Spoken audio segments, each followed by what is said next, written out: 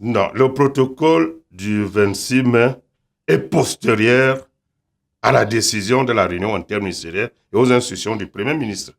Ce qui veut dire que la CRTV, son PCA et le directeur général n'avaient plus à duper M. Isidore Moudjou en lui faisant signer un papier qui, logiquement, n'a plus de valeur juridique suite à la décision du Premier ministère. Ce qui est une injustice. Je rappelle que le Premier ministre, qui a compris que son instruction de mars 2017 n'a pas été respectée par le PCA et le DG de la CRTV, a procédé à ce qu'on appelle en droit la relance.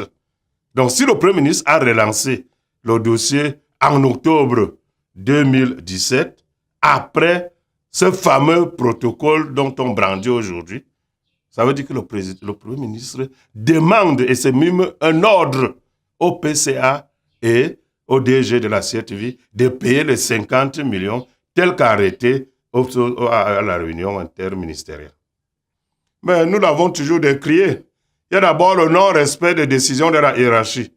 Nous décrions cela tout le temps et nous constatons que dans le gouvernement de la République à l'heure actuelle, les ministres ne respectent pas les instructions du Premier ministre. Il y a même des ministres qui ne respectent pas les instructions du président. Il y a un certain ministre qui n'a pas respecté. Et vous voyez ici que le Premier ministre relance son membre du gouvernement.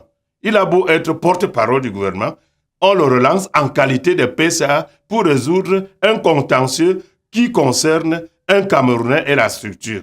Donc, je pense à mon humble avis que, à partir de la relance du Premier ministre d'octobre 2017, M. Isidore Moudjou est en droit de réclamer le reliquat de 50 millions qui ont été arrêtés à la réunion interministérielle.